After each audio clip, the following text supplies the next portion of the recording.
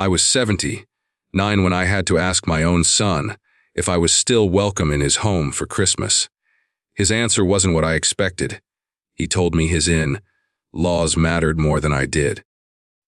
But what he didn't realize that night would change everything between us forever.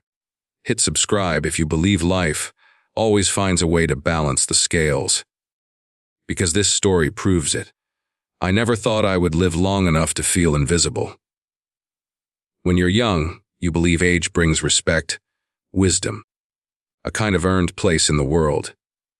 You think that if you work hard, love deeply, and raise your children right, you'll never have to question whether you still matter. But on a quiet December afternoon, sitting alone in my living room at 79 years old, I realized how wrong I had been. The house was too quiet.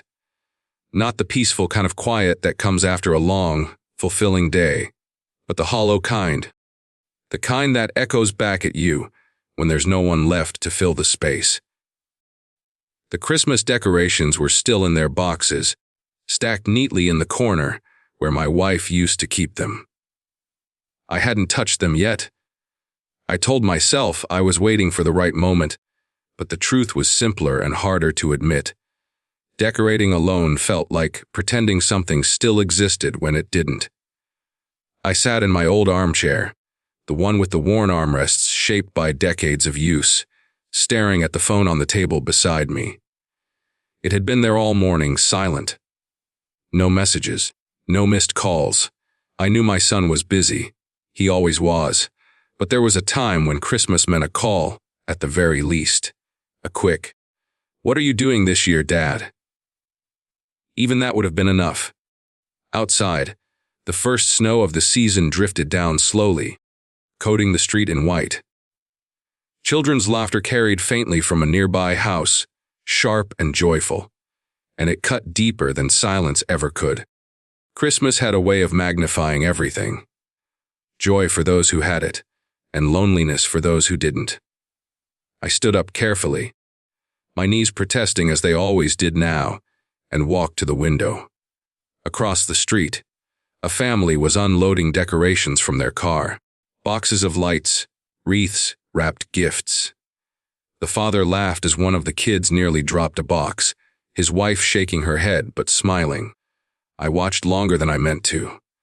Once that had been me. I raised my son in this very house, taught him to tie his shoes in that hallway, watched him run down these stairs on Christmas mornings, too excited to remember the rules about being quiet. I worked extra shifts, skipped vacations, and pushed aside my own exhaustion so he could have more than I ever did. I never regretted it. Not once. That's what makes what came next so difficult to explain. I turned away from the window and looked at the phone again. I had been avoiding this call for days, maybe weeks. Every time I thought about picking it up, a knot formed in my chest. I told myself I didn't want to bother him. I told myself I didn't want to sound needy. But beneath all of that was something darker. Fear of the answer. At 79, you don't ask questions lightly. You learn that some questions, once asked, can't be taken back. And this one could change how I saw my own place in the world. Could I stay with you for Christmas? The words felt wrong just sitting there in my head. I wasn't asking for charity. I wasn't asking for money or care or special treatment. I was asking my son, my only son, if there was still room for me in his life during the one time of year meant for family. I picked up the phone, then set it down again. My hands were shaking more than I liked. I laughed quietly to myself, a bitter sound. Imagine that. After everything. After all the years of being the one others leaned on, I was afraid to make a phone call. I thought about my wife then. She had always known how to handle moments like this. "Just call him," she would have said, her voice gentle but firm. "He's your son? Don't let pride steal what little time we have left." She had been gone 3 years now. The house still smelled faintly of her lavender soap, if I closed my eyes and imagined hard enough. Losing her had changed everything. Losing her had turned silence into something heavy and constant. I sat back down and took a deep breath. "All right," I muttered. "Enough hiding." I dialed his number. Each ring felt like a heartbeat. 1, 2, 3. I nearly hung up before he answered. "Hello."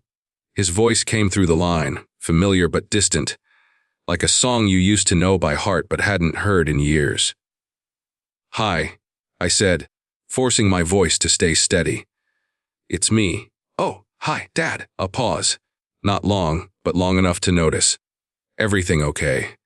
That question stung more than it should have. "Everything okay?"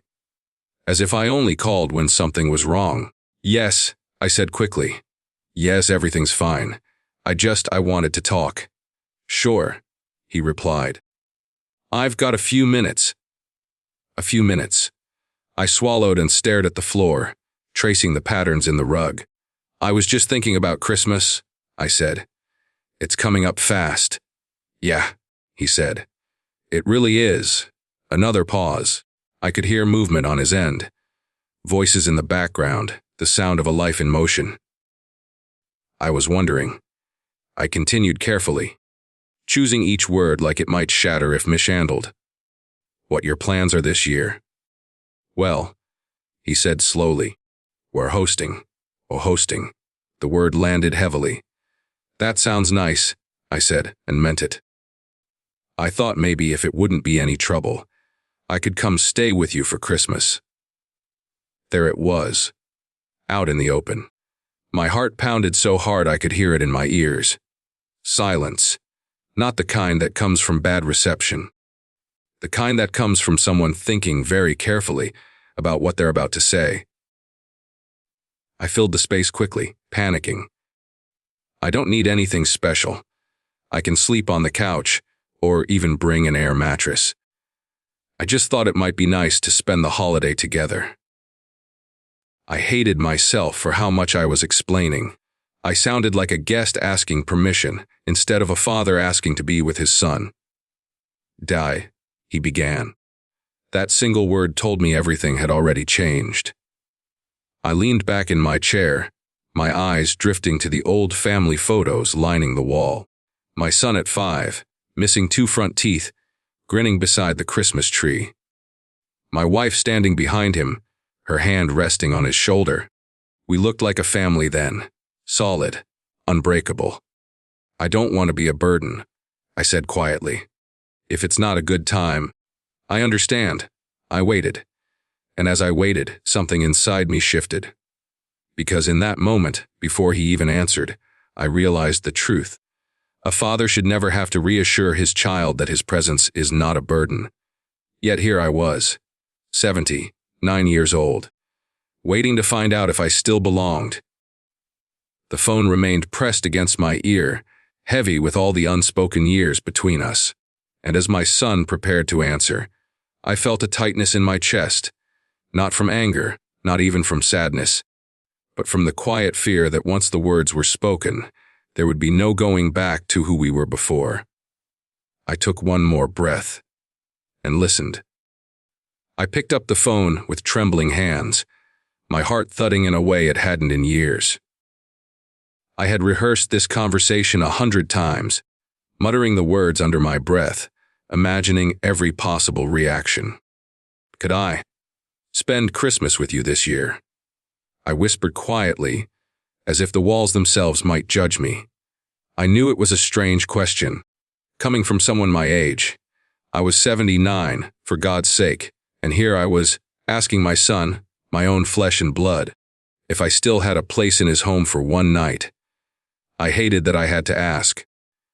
I hated that the pride I had carried all these years had dwindled into something so fragile that it required permission from a grown man, someone I had raised, taught, and sacrificed for.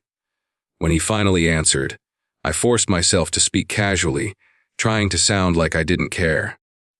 "Hi, son. How are things with you?" There was a pause on the other end, the kind that stretches longer than it should, and then a polite, measured voice. "I'm fine, Dad." busy with the house and preparations for Christmas. I could hear it in the way he said it. How carefully he chose each word. It wasn't harsh exactly, but it wasn't warm either. There was a distance there I hadn't heard in years. My chest tightened. I was wondering if I could come spend Christmas with you this year. Maybe help with dinner, or just sit with the family. I trailed off, unsure of myself, but I wanted him to understand that I wasn't asking for a lot.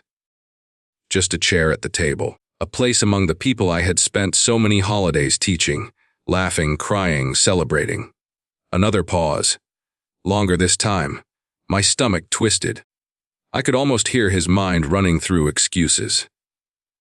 I could almost picture him turning toward his wife, consulting silently before speaking, and then he said it. Words that cut me deeper than anything I had expected, words that I could not take back once they left his mouth. Dade, it's complicated this year. My wife's parents are coming. It would be awkward, you know? I swallowed hard, trying to mask the lump in my throat. Awkward. I repeated, my voice smaller than I wanted. How awkward could it be? It's Christmas. I just want to be with my son and his family. He hesitated. I could almost see the invisible wall he had put up, the distance he had built with polite, rehearsed lines. I know, Dad, I know. But this year it's just different. My wife, she wants her parents here, and well, they matter more right now. I felt my heart stop. They matter more. More than me. The thought was almost incomprehensible. I had raised him. I had watched him grow from a boy who could barely tie his shoes into a man with a house, a family, and everything I had ever wanted for him. And yet, he was telling me, in the most polite and casual way possible, that my presence was secondary to his in-laws. I wanted to shout. I wanted to cry. I wanted to hurl a string of words that would leave him speechless, that would make him feel even a fraction of the ache I felt in that moment. But I couldn't. I couldn't bring myself to yell, to break the fragile connection I still had. I swallowed the lump in my throat and forced out a quiet, trembling, I understand. I could hear him sigh, relief in his voice, as if he had just gotten through a difficult conversation he hadn't wanted to have. Thanks for understanding, Dad. I know it's hard. I wish things were different. Maybe next year. The words hung in the air like a cruel promise that would never be fulfilled. I wanted to argue, to tell him that there might not be a next year, that every Christmas lost was one I might never see again. But instead, I forced a small smile, the kind you give to strangers to hide the chaos inside. Of course, son. Maybe next year. I hung up the phone slowly, placing it on the side table, as if it were a fragile artifact, one that could shatter if handled too roughly. I sat there for a long time, staring at the empty walls of my living room, the silence pressing down on me like a weight I hadn't felt before. The ticking of the clock was loud in the quiet. Each tick a reminder that time was slipping away, that years of sacrifices, love, and devotion could be dismissed with a single, casual sentence. They matter more right now. I tried to tell myself that it wasn't the end. That perhaps my son didn't mean to hurt me. That perhaps he was caught between his wife and his obligations, and that somewhere deep down, he still loved me. But the words rang hollow, bouncing off the walls of my heart. The betrayal wasn't loud, it wasn't violent. It was quiet, polite, and far worse. It was the kind of betrayal that made you question everything. Your worth, your place in your own family, the value of a lifetime of love and guidance. I walked over to the window, looking out at the snow-covered street. Families were bustling about, carrying groceries, dragging sleds, carrying presents wrapped in shiny paper. The lights of neighbors' houses glowed warmly in the early evening, reflecting the happiness I had once taken for granted. I remembered bringing my son home from school on snowy days like this, carrying him in my arms when his little legs couldn't make it, helping him decorate the tree, letting him stay up late to see Santa.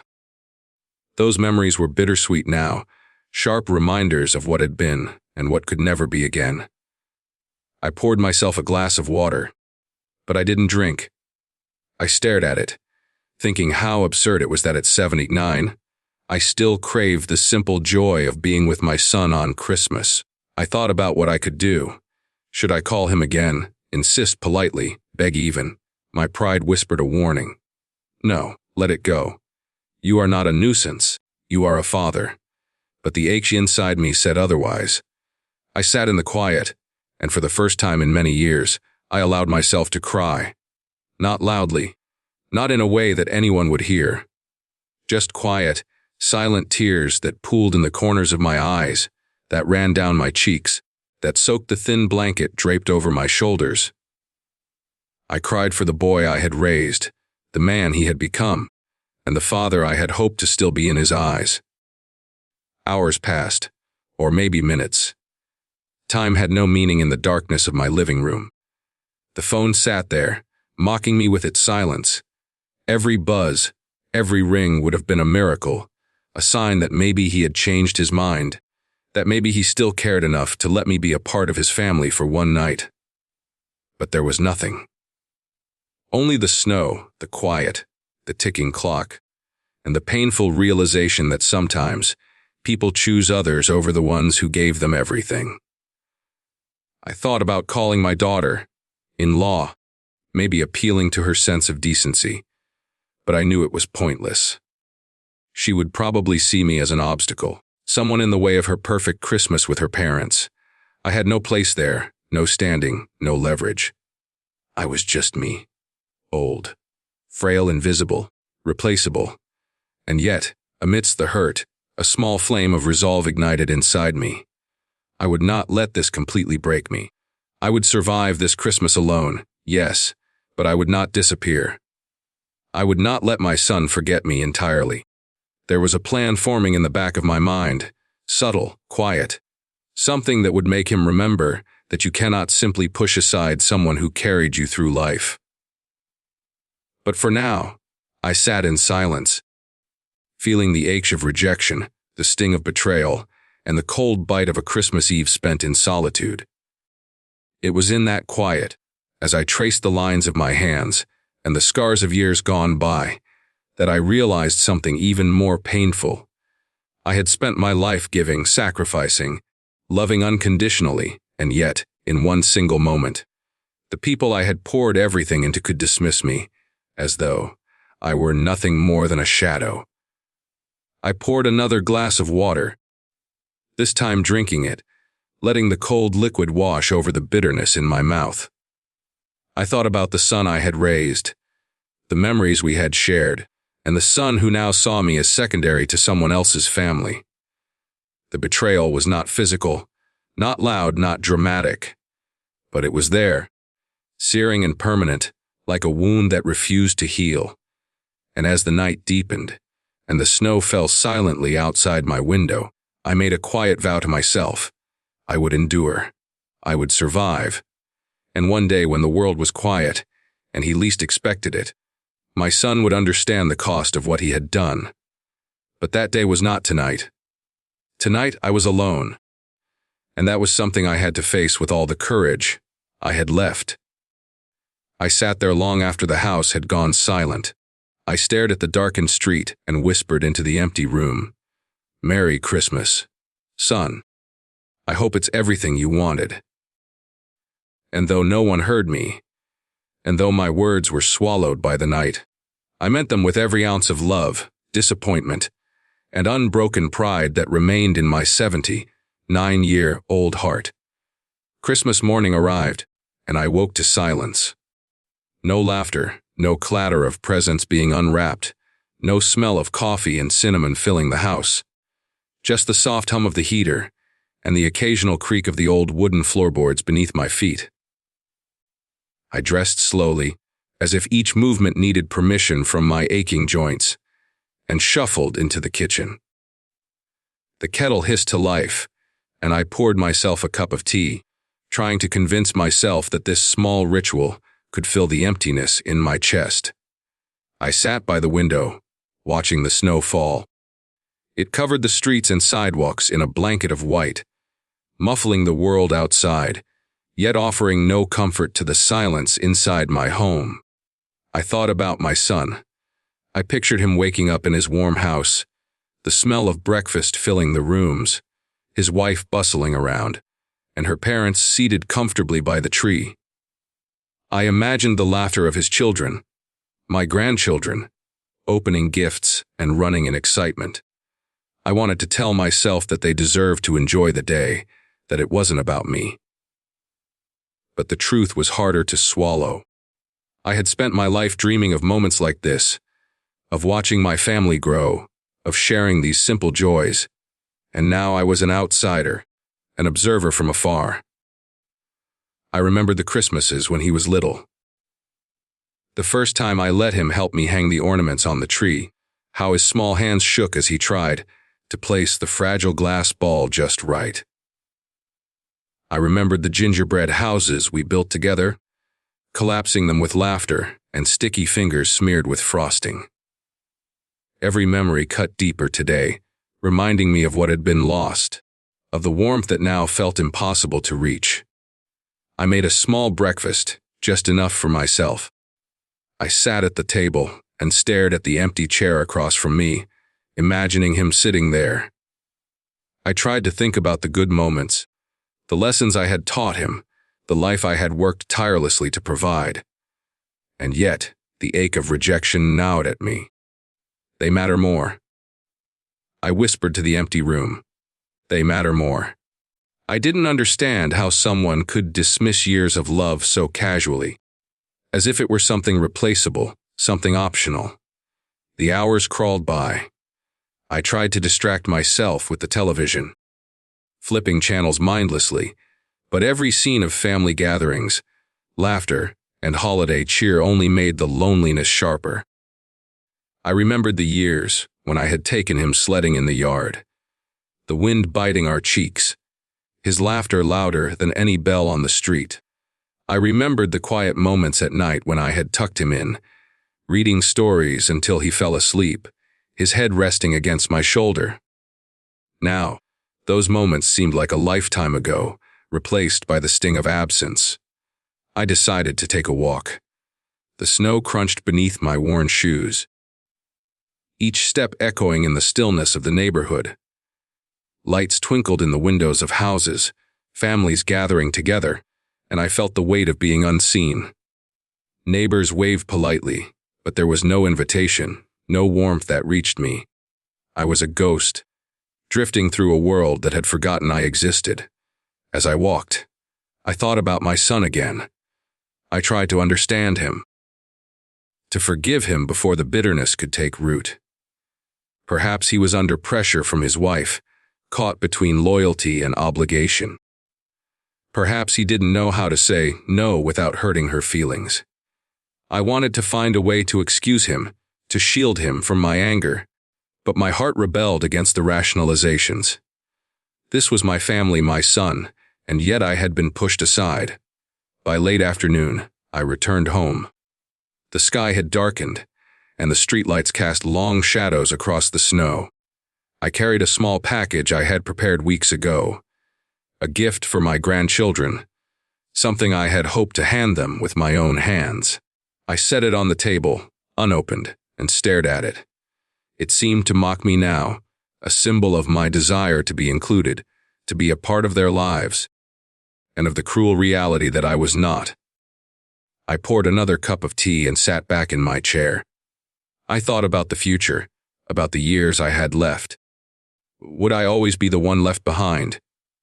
Would my son's family continue to see me as optional, as someone whose presence could be set aside for convenience or preference? I felt a swell of anger, sharp and bitter, but I pushed it down. I did not want to spoil the memory of what I had spent my life cherishing. My love for them, even if they could not see it.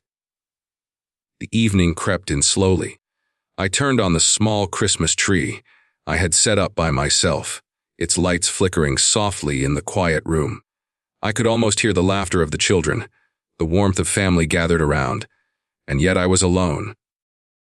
Tears came again, unbidden, slipping down my cheeks as I stared at the tiny glowing lights. I realized that I had been preparing for this moment for 79 years, teaching my son, nurturing him, hoping that one day the circle of family would include me in the joy I had helped create. And now, all that preparation had been dismissed with a single sentence. They matter more right now. I remembered a lesson I had tried to teach him once, long ago. Family isn't just the people you see every day. I had told him. It's the people who carry you through life, who are there when you need them most. Never forget them, no matter how busy you get. I had hoped those words would sink in, that they would shape the man he became, and yet today, they felt like a cruel irony. Night fell, and I made myself a simple dinner. I sat at the table, listening to the silence, trying to imagine what my son and his family were doing. I wondered if he thought of me at all, if he felt even a fraction of the hurt he had caused. I knew adults often became wrapped up in their own lives, forgetting the sacrifices and love of those who had raised them. But I had not expected such a cold, quiet dismissal, such a careful, polite erasure of my presence. After dinner, I lit a single candle by the window. Its flickering flame cast dancing shadows across the walls, and I allowed myself to remember the past, to feel the warmth that had once filled my life.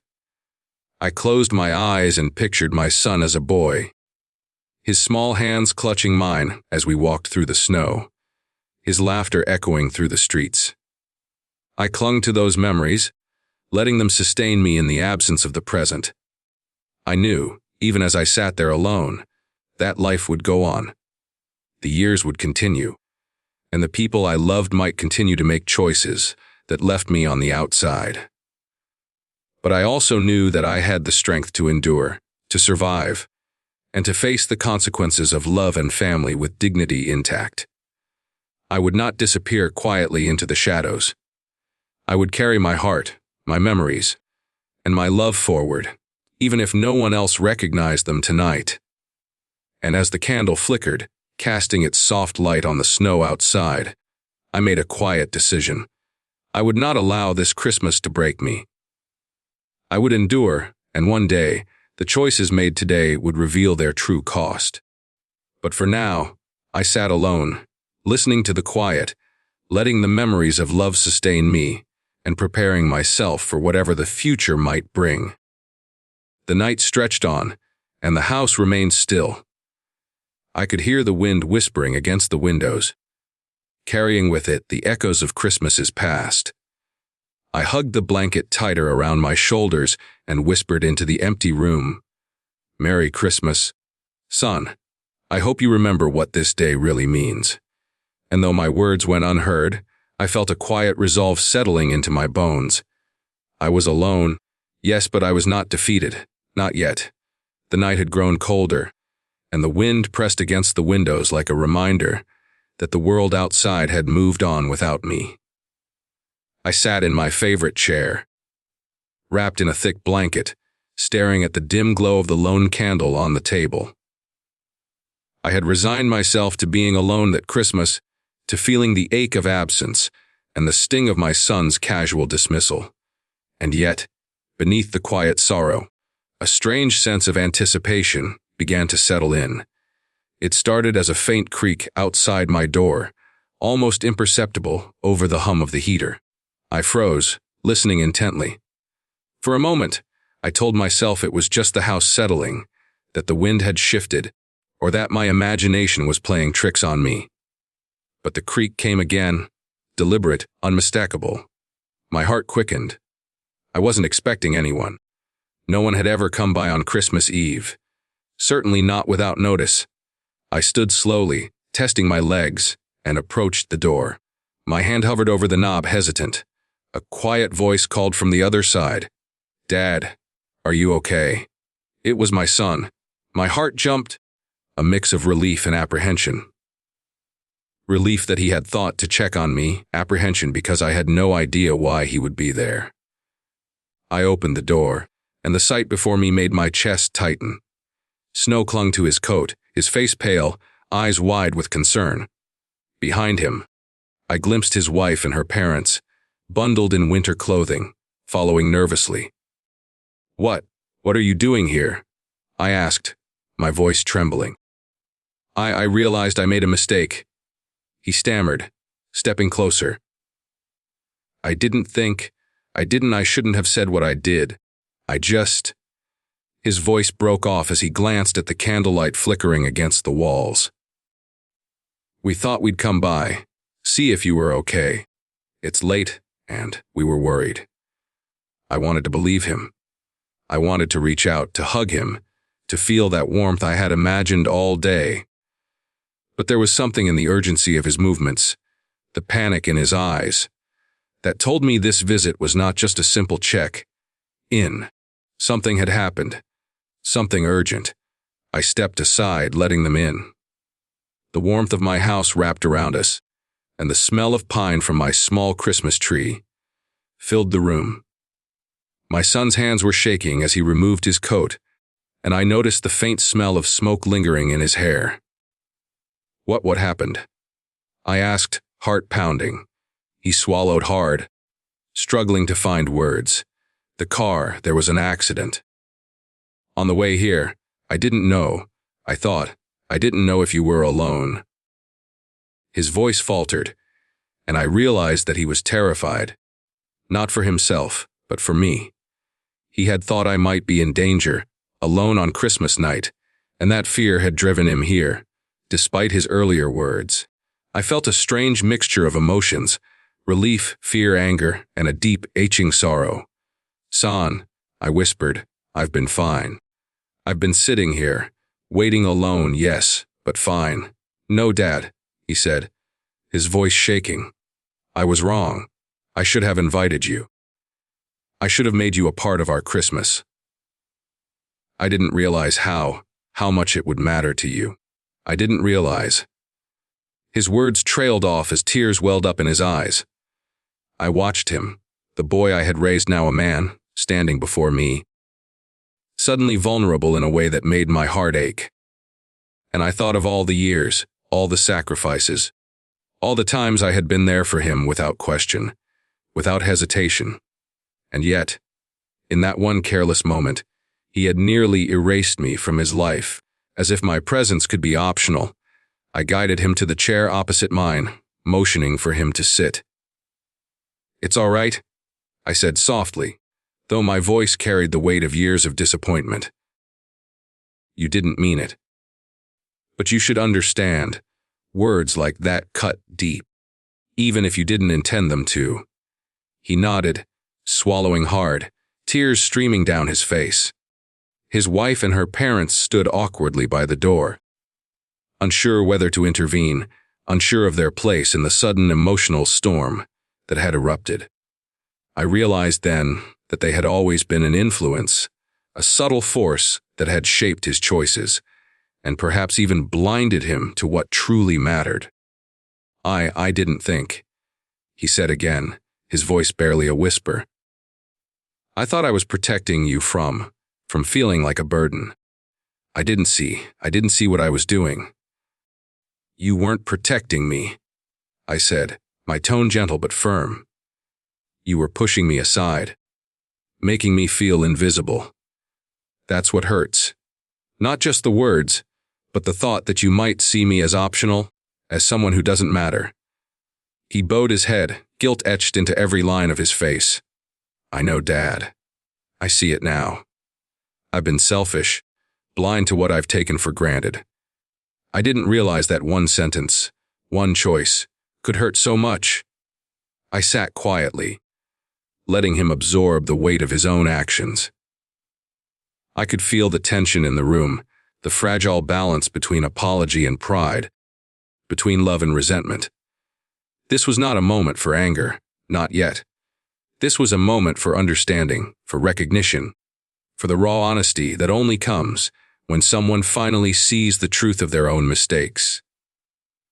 I looked around at the family he had tried to protect, at the faces of his wife and her parents, and I realized that their presence, once a barrier, now seemed insignificant. It was not about them. It had never been about them. It was about him, and whether he could see the value of what he had nearly lost. "Son," I said softly, "I've lived a long life. I've seen Christmases come and go, and I've cherished every moment with you. But understand this. Love and family are not optional. You can't choose who matters based on convenience or comfort. People matter because they are part of your life, because they've given you your life, and because their presence cannot be replaced once it's gone." He nodded again, tears slipping freely now. "I understand, Dad. I do. I see it clearly now. I can't undo the words I said, but I want to make it right. Please, let me make this Christmas ours." For a moment, I hesitated. The hurt was still fresh, the betrayal still sharp. But I looked at him, and I saw the genuine remorse in his eyes. I saw the boy I had raised, the man I had nurtured, finally grasping the weight of his actions. And I felt the flicker of hope, fragile but real, that this Christmas might not be completely lost. I stood slowly, motioning for him to follow me to the small Christmas tree I had decorated alone. The lights twinkled softly, casting gentle shadows across the room. "It's simple," I said, "but it's all I have this year. Let's sit, let's eat, and let's try to remember what Christmas is supposed to feel like." He smiled, a small, tentative smile, and helped me set the table with the modest decorations and food I had prepared. And as we sat together, finally sharing a meal, I realized that the night had changed. Not completely, not entirely healed, but shifted. The twist of fate, the near crisis that had driven him here, had opened a door that words alone could never have forced. And as I watched him look around the small room, taking in the candlelight, the snow outside, and the solitary tree that had waited for him, I understood something profound. Sometimes, it takes nearly losing someone to truly see them. Sometimes, it takes a moment of fear, a brush with loss, to awaken the heart that has grown complacent. Tonight, my son saw me, not as a shadow, not as a burden, but as the father who had given him everything, the man who had carried love through decades, and the presence that mattered more than anyone else could. And though the night was far from perfect, and though the wounds of words and absence would take time to heal, something had shifted, something had changed, and for the first time that Christmas, I felt the warmth of family, not the family he had chosen to protect, but the family that had always mattered most. The house was quiet again after our small, makeshift Christmas dinner. My son sat across from me, staring at his plate, silent. I could see the weight of guilt pressing down on him, the kind of weight that makes a person small, humble, almost childlike. For a moment, I thought about all the years I had spent trying to teach him lessons, guiding him, protecting him, loving him in ways he could not yet understand. And now, the lesson he had learned was staring back at me with wide, tear-filled eyes. He finally spoke, his voice barely more than a whisper. "Dad, I don't know how to make this right. I thought I was doing the right thing, trying to keep everyone happy. But I forgot what really matters. I forgot about you." I nodded slowly, letting his words sink into the quiet room. "Son, it's not about keeping everyone happy. Life isn't about convenience or appearances. Family isn't a calendar event or a checkbox on a holiday schedule. It's about the people who love you, who care for you, who have been there from the beginning. That doesn't change, no matter how busy or distracted you become." He looked at me, tears glistening in his eyes, and I saw a man who had finally understood something he had ignored for too long. "I should have invited you. I should have asked what you wanted, what you needed. I was selfish. I didn't think about how it would feel to be left out, to be alone. I sighed, a mixture of relief and lingering sadness. You can't undo words, son. You can't go back in time and change what was said, but you can change what happens from now on. You can make the choice to see the people who matter, to include them, to show them that they are not optional. He nodded, swallowing hard. I do want to make it right. I want you to know that you're not forgotten, that you're my father, and that your place in our family is permanent. I looked at him, really looked at him, and saw not just the son I had raised, but the man who had grown, who was capable of reflection, remorse, and change. I wanted to reach out, to hug him, to let him feel the depth of the love I still carried, even after the hurt. But I also knew that this moment wasn't about me asserting my feelings. It was about him seeing the consequences of his actions, feeling the weight of his neglect, and choosing to act differently in the future. I hope, I said softly, that you understand, son, that it's not only about Christmas. It's about every day. Every moment you have with people who love you. Don't take it for granted. You may think there's always a tomorrow, but sometimes tomorrow doesn't come the way you expect. He lowered his head, the realization sinking deep. I see that now. I never should have let convenience or appearances come before you. You've given me so much, and his voice cracked and he swallowed. I've been blind. I reached across the table and placed my hand on his. The warmth of his hand against mine was a balm to years of silent pain. Son, I don't want you to live in guilt. That won't help anyone. But I do want you to remember. Remember that family is about presence, about love, and about making time for the people who built you into who you are. His eyes glistened with tears as he nodded, finally absorbing the lesson that had taken a lifetime to teach. I thought about how life sometimes has a way of forcing understanding. Not through lectures, not through arguments, but through absence, fear, and near loss. Tonight had been one of those moments. The evening stretched on. We talked quietly, reminiscing about old Christmases, laughing softly at memories that were bittersweet but comforting. He shared stories of his own struggles, his worries about work, his fear of not doing enough. And in those moments, I realized that even though I had been hurt, even though the words of earlier had cut deep, there was still room for connection, for understanding, for healing. Eventually, his wife and her parents joined us in the living room, and the atmosphere, though tentative, softened. The barriers that had seemed so solid earlier began to dissolve as my son guided them gently, explaining why I had been alone, why my presence mattered, and how easily it had been dismissed. I saw surprise, guilt, and reflection on their faces, and I realized that sometimes the lessons we teach through pain are the ones that echo the loudest.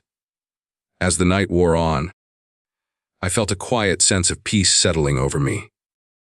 The hurt was still there, lingering like a shadow, but it had been tempered by understanding, by acknowledgement, and by the presence of my son at my side. We had not fully erased the mistakes of the past, nor could we. But we had taken the first step toward repairing what had been broken. I thought about the years ahead, and though I knew they would not all be easy, I felt a renewed sense of hope. My son had seen me, really seen me, and he had understood the cost of neglecting the people who love you. That knowledge, that awareness, was priceless. I looked around the room, at the small Christmas tree I had decorated alone, at the flickering candlelight, at the snow softly falling outside, and I felt a warmth that had been absent all day. It was not a perfect Christmas, nor was it the one I had dreamed of, but it was real and it was ours. Finally, as the night drew to a close, I stood by the window, looking out at the quiet street. My son approached, placing a gentle hand on my shoulder. "Dad," he said, Thank you. Thank you for being patient with me, for loving me even when I didn't deserve it. I won't forget this lesson. I promise I won't take you for granted again. I turned to him, my eyes misty with emotion. I hope you don't just remember tonight, son. I hope you carry it with you. Life is fleeting. Time is precious. And family is everything. He nodded, squeezing my shoulder gently. And in that moment, I felt the weight of loneliness lift, replaced by a fragile but undeniable sense of connection. I realized that while words could hurt, and neglect could wound, acknowledgement, understanding, and love could heal even the deepest scars. We sat together for a while longer, speaking softly, sharing memories and laughter, and for the first time that Christmas, I felt truly seen. The house was no longer empty. The candle flickered gently, the snow fell silently outside, and my heart, though still tender, felt full. I knew that life would continue to bring challenges, that mistakes might happen again, that my son might falter, but tonight had taught us both something invaluable. Love is not measured by convenience or appearances. It is measured by presence, by acknowledgement, and by the willingness to choose what truly matters. As I finally prepared to go to bed, I felt a sense of closure, tempered with hope. My son had learned a lesson he would carry for the rest of his life. I had endured a Christmas of solitude, but it had not broken me. Instead, it had shown me the resilience of love, the importance of patience, and the power of understanding. And as I lay down, listening to the soft hum of the heater and the quiet whisper of snow against the windows, I whispered into the night, "Merry Christmas, my son. May you never forget the value of the people who love you, and may you always choose them, before it's too late." Tonight, Christmas had been a reminder, not of absence, but of presence. Not of hurt, but of healing. And though the night was ending, the lesson would stay with us both, lingering long after the candle burned down, long after the snow had melted, long after the memories of this day had settled into our hearts.